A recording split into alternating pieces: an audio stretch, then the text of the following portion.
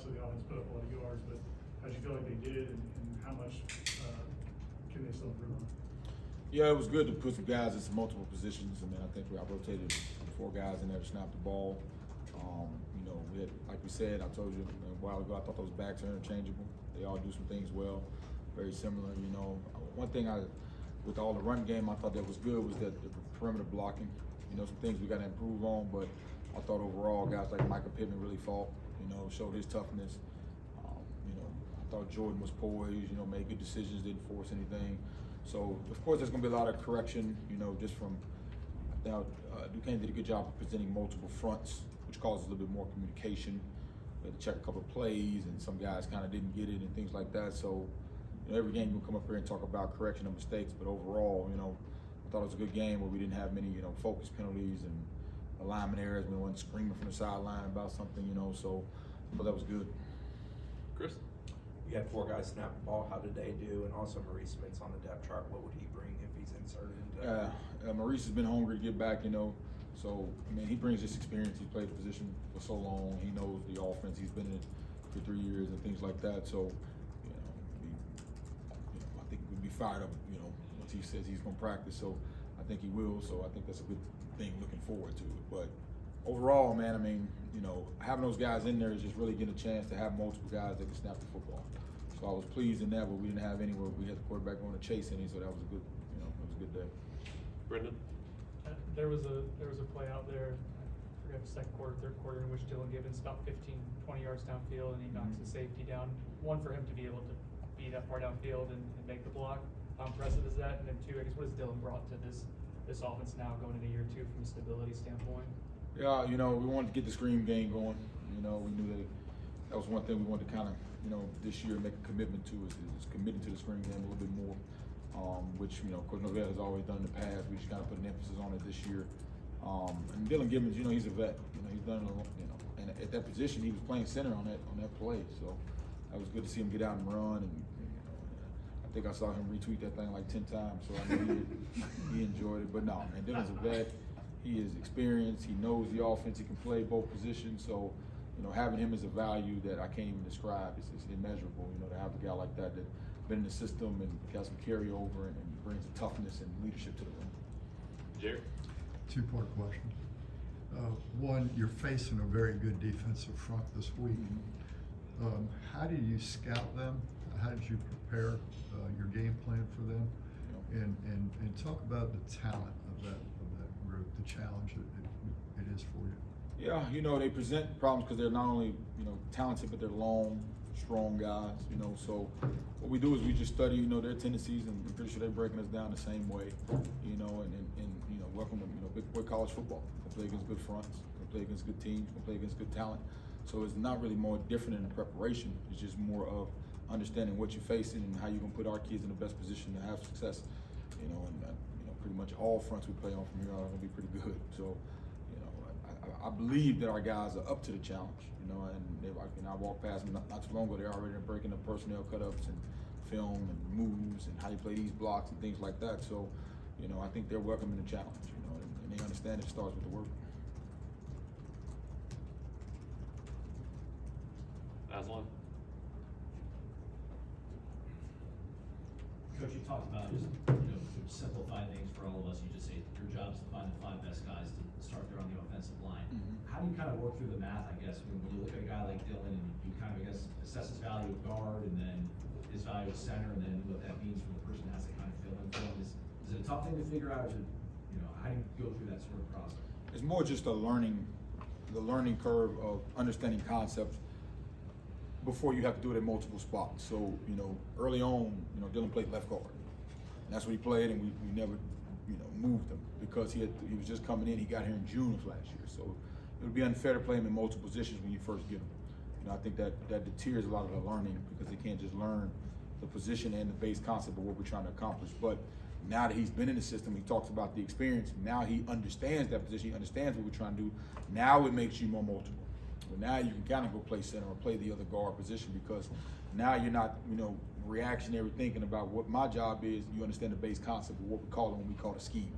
So, you know, that's what makes you multiple is experience. And, you know, early on, we had a lot of different guys playing positions and they hadn't been acclimated to playing one, which causes issues. Now we've been fortunate to have guys to learn the concepts in a position, then that makes you more multiple. Brendan? There were a few guys on the offensive line who got work at multiple spots. Jason Turnitin, Dimitri Manuel, I think Bless may have as well. He did. How did you assess how those guys dealt in their first game at FSU in multiple spots? Yeah, I did that just for more understanding of concepts, just to kind of test that, you know, because it sounds good in front of the microphone, but they got to display that on film. And I thought they handled that well. You know, Jazz was a guy, like we talked about, he hadn't been acclimated in the system, but he's played a lot of college football. So his understanding of concepts kind of helped a little bit quicker because he's played a lot of football. He's an older guy. So I've kind of cheated with him and used him at both guard and tackle. But, you know, we had some, you know, a couple of miscommunications and things like that. We got to do work with communication that builds with more continuity as we, you know, we're getting better as the season goes. So, you know, it's a value that, you know, to have some experience and have guys that can do multiple things because it builds in that depth a lot better.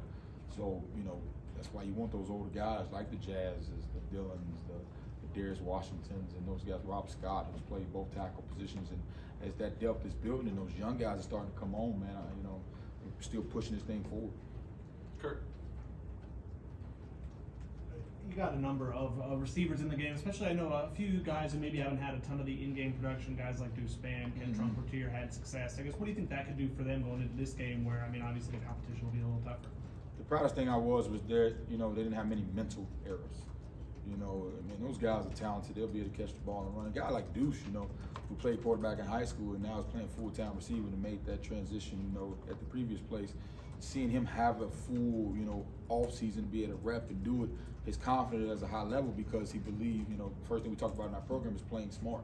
You know, the knowledge of the game and understanding what your assignment is. So the more they've been comfortable in their assignments, the better they're going to be able to showcase their talent and showcase their skill. And that's our job, to make sure we got them in a position where they are playing fast and you know, with confidence. So I think those guys' confidence, you know, usually in my career, you know, wide receivers, you know, you don't have to worry about their confidence too much. Ira?